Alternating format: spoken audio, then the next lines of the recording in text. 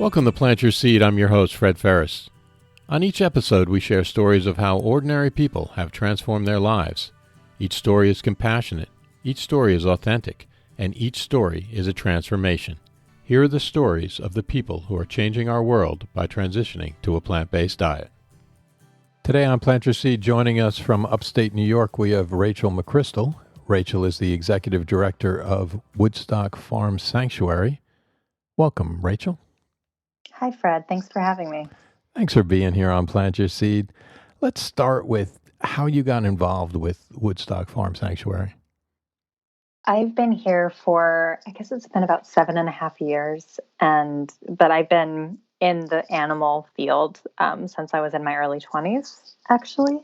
So I had been doing some nonprofit work and really getting into it, and then started working at a shelter, actually, in Philadelphia about 15 years ago, and really got kind of just sucked into the world of animal rescue and animal advocacy. Then worked for a very large companion animal, so dog and cat advocacy organization, and really knew that I really wanted my journey to take me to a vegan organization that focused on farmed animals. And Woodstock Sanctuary was my favorite sanctuary. So an opportunity opened up, and I joined 7.5 years ago, and I've been the executive director for about 4.5 years. So the whole experience has been very unexpected, and I couldn't have mapped it out. But it brought me to upstate New York. It brought me into this farm sanctuary world, and I feel like the most lucky person to be here. Now let's go back 15 years, okay? So you're 15 years ago, you're in Philadelphia, was that right? Mm-hmm. And Yeah. so all of a sudden, what was the trigger that kind of started you? Were you vegan at this point? Yeah, so I was raised, I'm the daughter of a biologist. And so I was raised with just like really around animals. I mean, he specialized in reptiles. And so if you're raised with the types of animals, snakes and lizards that our culture says should not be valued and we should be feared, it kind of, I think, gives you just a different perspective on human animal relations and speciesism and animal rights in general. Mm-hmm. So I just grew up as an animal lover. I've been a vegetarian since I was 10 for animal rights reasons. And then I only became vegan, though, right after I started working at that shelter in Philadelphia. I got the job, and at the same time, my mother was actually dying of cancer. And I was working at this very large shelter that was what's called open intake, where they basically take in every animal who comes across the door, right? So they were just taking in like these really sick animals, abused animals, and just so many. And I felt like I was surrounded by a lot of sadness and a lot of suffering. And then, my mom was dying, and going vegan just felt like some small thing that I could do in my small way to help limit the harm and the suffering that I directly caused. So I would say it was sort of all tied up and kind of being introduced to this new world of companion animal welfare, and also kind of dealing with this personal tragedy. And it just felt like, this is something I can do. And, it's been 15 years. It's been the easiest thing I've ever done. So there wasn't any real trigger? No, I definitely, I really would say it was really the combination. I mean, I had fallen in love with a dog at the shelter that I was renting an apartment. I was 24. I couldn't take him home. I already had a dog. And he was just really hard to place. He kept getting adopted out, and he's a very, very large pit bull mix. And he kept getting adopted out and then returned for reasons nothing to do with him. And when you work in sheltering, you just see that story again and again. And the dogs return, and they're just kind of defeated and sad, and they're harder and harder to adopt out. And he finally, the shelter operations people made the decision that he should be euthanized because he just was unadoptable, and he at that point, and and he wasn't doing well in the shelter. And it was awful because I wasn't in a position where I could adopt him. I didn't have the resources, and it really felt like somebody that like a friend, like losing a friend for this tragic reason of just, people failing him basically. Mm-hmm. And so it was like that week, that I went vegan. So I would say that was probably the main trigger, but it was through a year of kind of learning this world and learning about just animal suffering on this planet at human hands in general. And then, kind of combined with what was happening with my mom. Right. And yeah, it was a hard time for sure. But I felt that, there was something proactive that I could do in a time where I kind of felt helpless. How did that feel when that happened? The going vegan? The dog being euthanized. Awful. I mean, you kind of get, the term compassion fatigue. Mm-hmm. It is very common in animal rescue work because, especially in a situation like that, when you're working at a shelter in a big city and you have to care or you're not good at your job and you're going to fail those animals, right? So you just fall in love again and again and again, and you do your best, and you're just not every story is going to end well. And you just really you see a lot of the worst of people. Mm-hmm. And it's very easy to burn out, or some people cope by trying not to care as much. Other people, cope in, other ways that aren't healthy. And I definitely, I can really see how that happens to people, how that burnout happens. But I really tried to channel it and not feel personally guilty about it, even though if I had been older, if I had owned my own house, if I had had more resources, he would have been in my house, Mm-hmm. So I just tried to forgive myself for not being able to be everything for every dog that came into that shelter, and to just really focus on the stuff that I could do, and the advocacy I could do, and the big picture stuff I could do in order to save more lives and to get more of those dogs adopted into good homes. And that big picture thinking has always really helped me. Do you think that inspired you to start working for Woodstock Farm Sanctuary? So, in a circuitous sort of way, I really valued my time working at a shelter, but I really felt myself drawn to sanctuary work. And so the next, which is just a different model. So you're not really, you're not rescuing tens of thousands of dogs and cats and like really trying to, adopt them out to homes quickly. Sanctuaries are really where those beings that like this dog, his name is Rufus. If there had been a sanctuary where could have gone to, he would have lived out a very happy, long life. There was nothing medically wrong with him. The behavioral stuff he had was just because of the stress of being in the shelter and in and out of different homes, right? So if there had been a sanctuary he could have gone to, he would have, lived for a decade, and been a totally fine, safe, happy dog. So I did, through like that experience and other experiences, I did find myself drawn to sanctuary work. And so the next place I worked was actually Best Friends Animal Society, which runs a giant sanctuary. It's like 2,500 acres out in Utah. So they do national programming, but it's a permanent sanctuary for dogs and cats and some other animals. And it felt like kind of a safer place for my heart, mm-hmm. and a model that I really loved, because it's for those that, for those beings that those animals that just can't get adopted right away, or it's not, there's no immediate like homes and houses for them. There are all these other ways that you can set them up where they live perfectly fine lives if it's not as companions.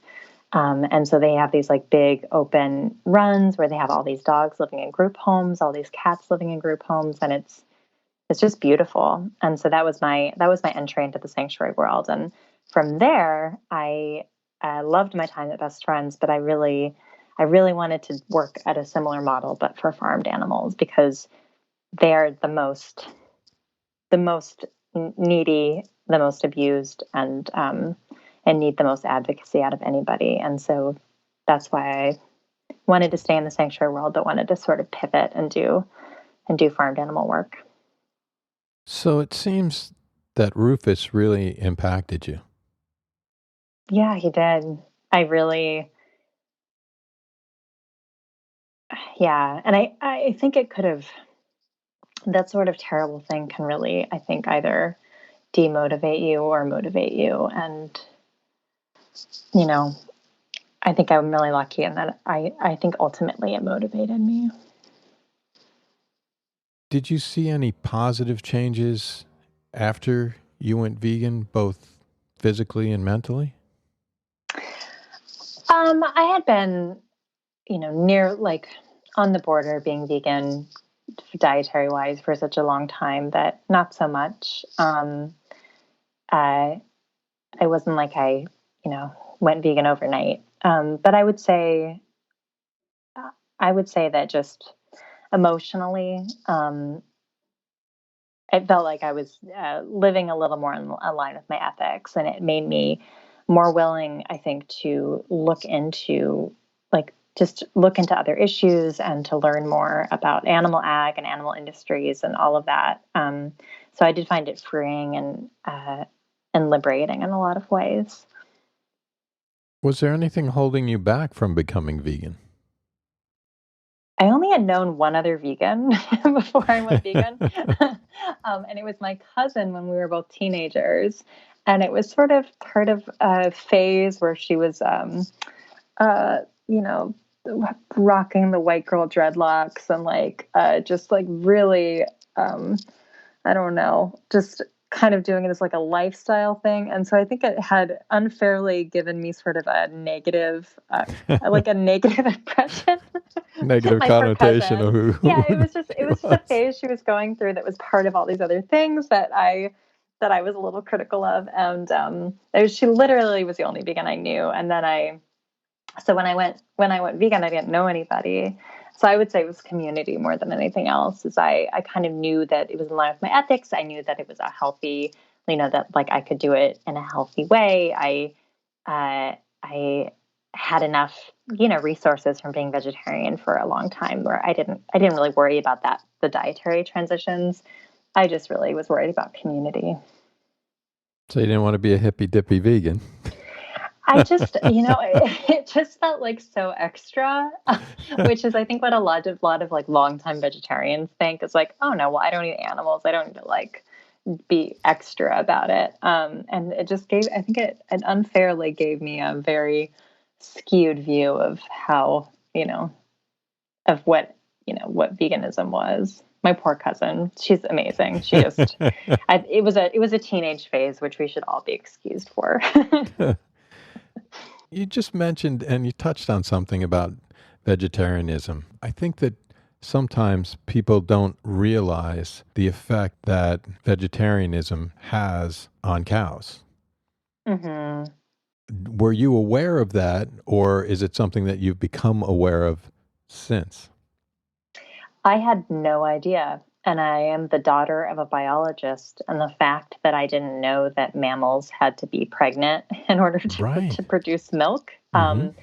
is, you know, wild. I think one of the things that we do a lot of at the sanctuary, and that I personally do a lot of, is dairy education, dairy public education campaigns, because people are so disconnected from the realities of dairy farming that they really don't know. They really don't know about the process. They don't know about that cows have to be pregnant. They don't know what happens to the babies. They don't know what happens to the moms once they're no longer able to get as pregnant as easily. They just really don't know. And I, I really didn't. Um, I think that's, in our culture, the dominant thing, kind of the dominant culture is to just consume dairy. And it's done without any question. What do you feel is the reason that people are so disconnected with where their food comes from? marketing campaigns. Yeah, truth. um, yeah, it is a very intentional thing. I grew up as a kid in the 90s, and every public library had giant Got Milk posters. Do you remember those, where they had Yeah, like Shaquille O'Neal with a milk yeah, mustache? All of these, LeVar Burton with the milk mustache, all of these like icons of the 90s were on right. these giant posters. And I, that is super intentional. Every kid's lunch tray has to have a carton of milk, and it's all funded by the USDA and the dairy lobby. And so, I just think it is taught to us very intentionally that in this very sanitized way, that this is milk and that it has nothing to do with any animals on the other end. And you're just fed marketing propaganda. And I think therefore it's really hard for people. I have a lot of empathy for people that are just trying to learn about this and that feel conflict, because I think that it's hard for people to wrap their minds around the fact that what they've been taught and what we think is true is just patently untrue.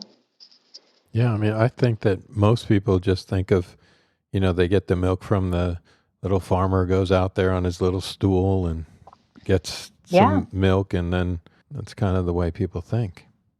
Yeah. And I think that's marketing, that's lobbying, that's, it, we've been, we've been taught to think that way. How can we promote and educate and encourage compassionate, cruelty-free living? So I'm biased, but I really feel through personal experience and also watching it thousands and thousands of times that a great way to do that is actually introducing people to these individuals that we call farmed animals. I think it's very hard to think, oh, that's just bacon, if you have actually met a pig. Right. And I think if you know, learning about dairy is really important. But if you learn about dairy and you also meet one of the rescued male Holsteins who is a victim of the industry, and the only place you'll ever meet an adult is actually at a sanctuary, because they're killed by the age of a few months Mm-hmm. in every dairy farm across the country. I think that's super powerful, and I really feel like as an animal rights movement, those beings, their stories are the most powerful, and they're the best storytellers, and can really kind of connecting people with them directly. You can't ever look at animal products the same way. Now, you seem obviously very passionate about animals. What is it about animals that makes you so passionate? I just honestly, I think they deserve justice and freedom and autonomy. I think there's oftentimes this. I don't know if you've seen this too, Fred, but I feel like there's this stereotype about vegans that it's just like super emotional and that like we just want to cuddle pigs in a field. And like I'm not saying I don't do that. I do cuddle pigs, but I come at it from a justice lens where these are living beings whose bodies are manipulated, are tortured, and are commodified. And I don't think that should happen to anybody. So it really is just it's just I want justice and I want fairness, and animal farming is not just or fair. It also seems like a feminist issue. Hmm. Absolutely. There's a branch of feminism called Eco-Feminism that I am very strongly drawn to, and it's basically the concept that that what is wild, nature, non-human animals, is conscripted and controlled by patriarchy in the same way that humans are Mm-hmm. controlled by patriarchy. And so really looking at that critically and saying, like, we don't have to control everything. Like, everyone deserves autonomy and bodily autonomy and freedom, and not to be forced to do things they don't want to do. it's all the same concept. Now, what is one thing that's exciting you right now about Woodstock Farm Sanctuary? So we had a hen. So I don't know if you've heard about these. I bet you have. There are slaughterhouses all over New York City. Mm-hmm. So they're in mostly Brooklyn, the Bronx, Queens. And there was a tiny hen who had been sent to one of these slaughterhouses when she was no longer being used at an egg farm, which is common. They send them to slaughter when they're like 2 to 3 years old. Right. And she saw an open door at the slaughterhouse, and she ran for her life through the streets of Brooklyn, which is something that happens fairly often. And she was caught by a very kind person who's actually a pigeon rescuer and is just a beautiful human being. And she found her way up to the sanctuary. And she was named Myrtle because she was rescued off of Myrtle Street in Bushwick.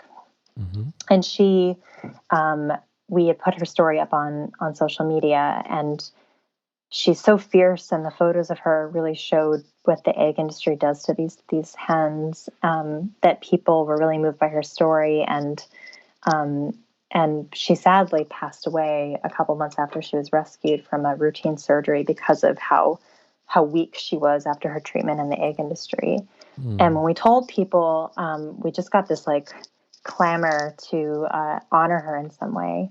So we crowdfunded to put billboards honoring her up in Brooklyn. So those are actually coming up this next week. So you're going to have this hen who ran for her life, and was so wanted to save herself. She's going to be featured on these big billboards educating about the egg industry. Nice. Yeah. So I'm really excited about that. I'm excited about how just the capacity of people to change when they actually learn the truth. And I'm always excited about, our animal residents. I'm always excited about sheep. So, just the work that our team is doing every day. But I'm very excited to put those billboards in Brooklyn. Okay, so everybody has kind of a favorite. Are you saying that sheeps are your favorite? So the thing about sheep is that if you just went to a farm sanctuary, that you would probably not get to meet a sheep. They're a little suspicious around strangers. But if you volunteered and you spent a lot of time with them, then they become the most affectionate animals in the world. They'll put their heads on your chest. They're just selective about their friends. So it's actually really an honor when you get picked by a sheep. But yeah, I would say that when you talk to people who really work with these with farmed animals, sheep and turkeys are usually top of their list. Do you think that reflects your personality? Maybe a little bit. You're a little guarded, are you? I'm probably more extroverted than your average sheep, although I have met some very extroverted sheep. We actually have this little lamb named River right now who that what I just said does not apply. He will walk up to anybody and will leave the flock behind as they're all looking at him like, "Buddy, where are you going?" and walk up to anybody and be very gregarious. So maybe I'm more of a river-like sheep. Woodstock Farm Sanctuary has, 400 animals, 140 acres? Yes. That seems like a very big sanctuary to me. Yeah. Is that one of the larger size of sanctuaries? We are. There are several that are bigger than us, both with number of animals and also size of property, but we're definitely up there. Now, what are some of the issues that come up running a sanctuary that large? It's everything you could imagine. There's constant medical bills. We've been around for over 15 years, so a lot of our residents are seniors. So we have to do a lot of elder care, a lot of emergency care. We have a lot of disabled animals. So there's always some emergency happening. When you run a property that has, over 10 barns, a whole fleet of vehicles, there's always something that's breaking, of course. And we live, in Hudson Valley. It's beautiful, but we have extreme weather. So we have a lot of rain, we have a lot of snow, we have hot days, and the physical infrastructure wears down a lot. So that is a lot of what we do. And then also a lot of what my time is spent doing, as well as some other people on our team, is fielding calls from people that have questions about farmed animals that need rescue, and trying to help both the people and also the animals who need placement. And as you can imagine, it's unlike dog and cat rescue. There's not a lot of places where farmed animals could go that are safe. And so trying to figure out placement and working with other sanctuaries and just trying to rescue as many as possible and put them in okay situations is a constant, kind of constant trial. Now, how does it make you feel when somebody calls and you can't rescue that animal? Does that bring Rufus back into it?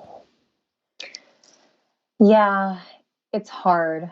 I think the thing that we have to keep in mind is that we're talking about billions of farmed animals that are killed. And so one thing our shelter director actually always says, which I think is very wise, is that if we can't save, the cow today, we'll save the cow tomorrow. Because there are no lack of animals that really need help. So we do our best, and we try to save everybody we can. But if you go into farmed animal rescue and advocacy, unable to kind of think about the harm that is befalling literally billions, you're not going to be able to last very long. So we try to keep perspective, and we try to focus on the wins, and the fact that there's 400 animals that are actually going to live to be old with respect and vet care and families, and we're talking about maybe tens of thousands of animals in this country that have that ability versus the billions that are in farming. So we're surrounded by the lucky few. What are some of the challenges that you have when you have such a big sanctuary? So a big one is just the physical buildings. So currently we have a very old 200-year-old barn right in the middle of the property, and it is our animal hospital, our medical barn. And it's where we have all of the disabled animals, anyone who's sick, anybody who's in isolation, they all live there. So there's about 50 animals at any time. And the roof is very old. I would say that it's probably 50 years old, and it's been leaking, and we've just been patching it, because to fix a roof that size is like $7,000, and we just don't have that money. So we've been patching it, and we're in the rainy season, so we physically need a new roof, and it's so that is a challenge. So we're raising money for it online right now, and people have been giving, but it's tough because there's no other place to take these animals. We don't have any other medical space, and a bill like that is actually huge for us. So the medical barn at the sanctuary, the roof is leaking and needs to be repaired. Yeah, and I think we've patched it every year for like the past 4 years, and it's run out of space to patch. And with with the hurricane this last week, we are really worried about it. So we'd like to get it fixed before we have another really big storm like that. Now, how can somebody help? So if they go to Woodstock Sanctuary's Instagram, there's information about it if you scroll down on the squares, but also we're on Venmo. And if you just make a note, it's Woodstock-Sanctuary. If you make a note for the barn, we'll make sure it goes there. And truly, any donation of any size really helps. Woodstock Farm Sanctuary is accredited from the Global Federation of Farm Sanctuaries. Mm-hmm. What does that mean? So they are a group that basically kind of runs you through your paces.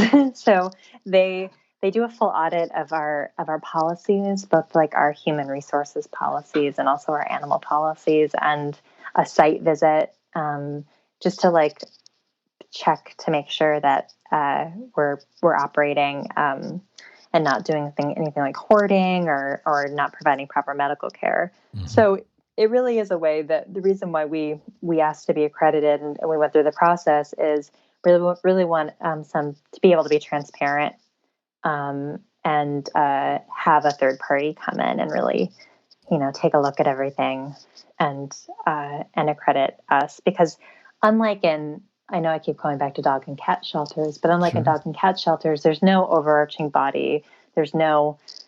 Nobody's in charge of all these different sanctuaries. They're all either private or public nonprofits, and there's no authority. So the Global Federation of Animal Sanctuaries is really just us saying that we allowed someone to come in and kind of kick the tires a little bit, and that they verify that we are above board and that we were totally transparent with all of our operations. What is it about Woodstock Farm Sanctuary that makes it so special to you?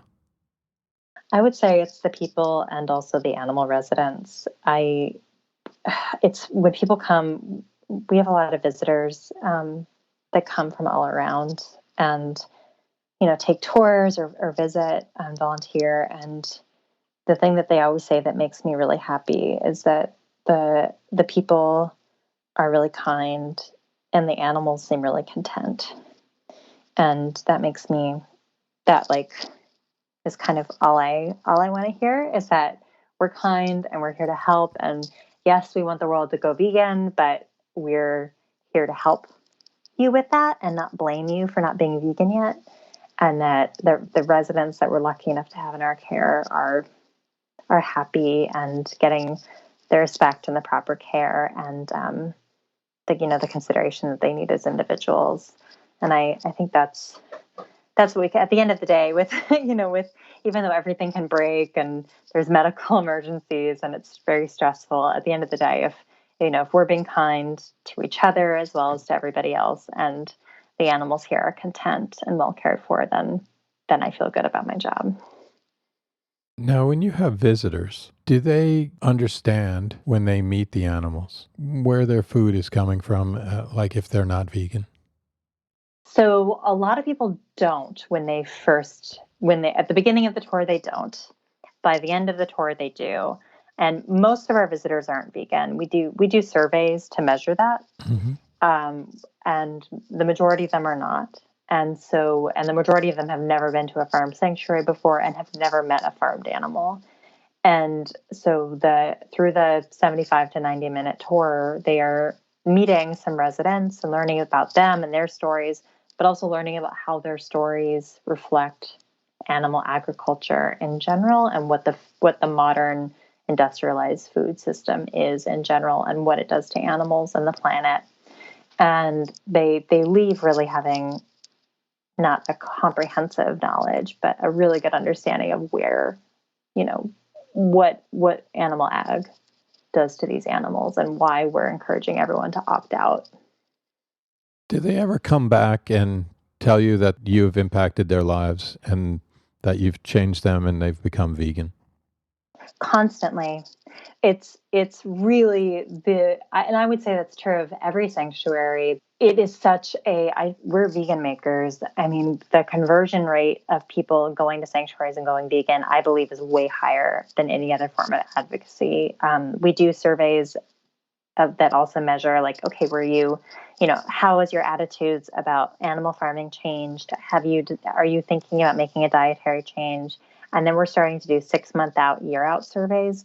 And we're just getting a lot of people telling us that they did, that was either the start of them going vegan, or that they walked onto the property not vegan and left as a vegan. As far as advocacy, do you think that it's more impactful for people to meet the animals as opposed to have a health issue or the environment or people preaching or something to that effect? I do. I think everyone is different and comes into this from their own direction, right? But a big problem we have in the animal rights movement is that a lot of people go vegan and then don't stay vegan. And I think what's so powerful about really meeting the individuals that are at the heart of the movement is that it's way harder to turn your back on them. I think it's harder to, I think if you go vegan for health reasons, it's easier to cheat. If you're just looking at it as a diet, if you understand the impact of this as a decision that actually is impacting living beings who now, it is harder to back out from that. And I would say integrated in that is the environmental aspect. I feel like even in the past few years, the ability of people to turn away from animal agriculture's global impact on the climate crisis, as well as other environmental disasters, is really becoming harder and harder. It's just becoming harder to do. So I think that that's also a huge gateway for people into veganism. Now, what is one habit or hack or tip that helps you stay on track with your plant-based diet? Is it lazy to say beans? I feel like I've been, eating plant-based for such a long time that I always hype up all of the new products, and say you can, anything you can eat, I can eat vegan. But honestly, I just, anything, if you're just eating a ton of beans and a ton of nuts and a ton of seeds, all of the things that people have a problem with on a vegan diet, like, they're not getting enough calories. They think they're not getting enough protein. They're not eating enough. It really kind of solves it. It's such a simple, elegant way of just making sure that you're eating enough fat, enough protein, enough fiber all in once. Is really just like eating those whole foods. So I would say when in doubt, put beans on it. Have some hummus. Yeah, exactly. It's just like, it's easy. It's pretty cheap. I think that I hear from a lot of people that they accidentally, they were not eating enough calories basically on a vegan diet. And I just think, adding beans on your salad, eating burritos, eating tacos, anything that just has a lot of beans in it is a good way around that. Now, you mentioned it being inexpensive. I think that's a misconception that people have, that it is expensive. I find it very inexpensive if you eat whole foods. Yeah, I think for sure. I do think, however, that when people say that they think it's expensive, sometimes what they're talking about is food access. And so if you live in an area where if you don't have access to sort of the fresh foods, the fresh grains, the fresh beans, it becomes very expensive if you don't have access, because then you do have to go to the specialty shops. You do have to order from the vegan places. And I think that can really add up.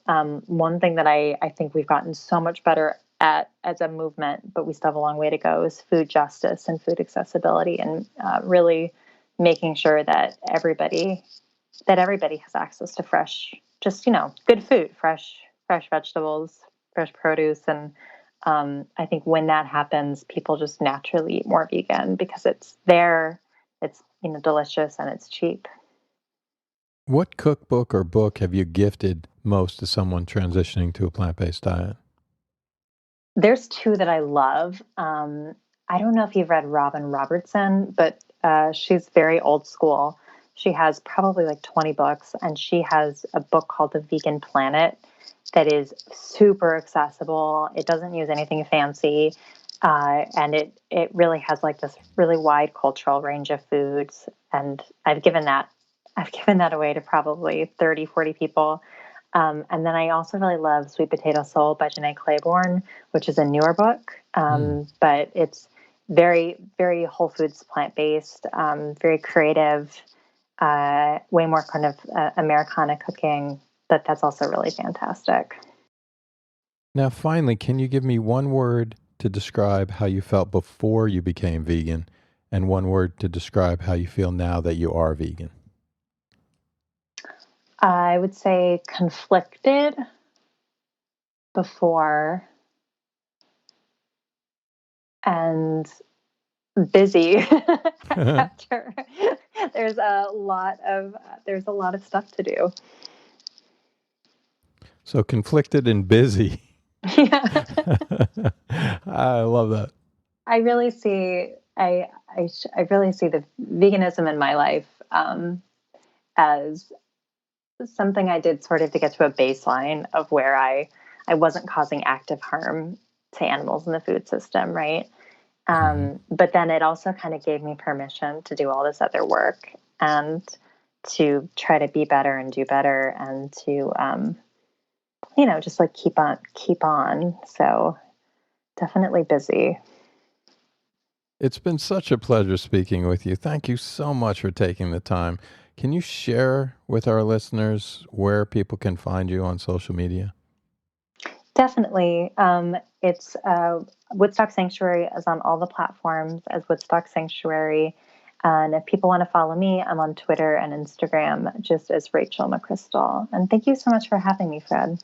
Thanks again for being on Plant Your Seed. Thank you.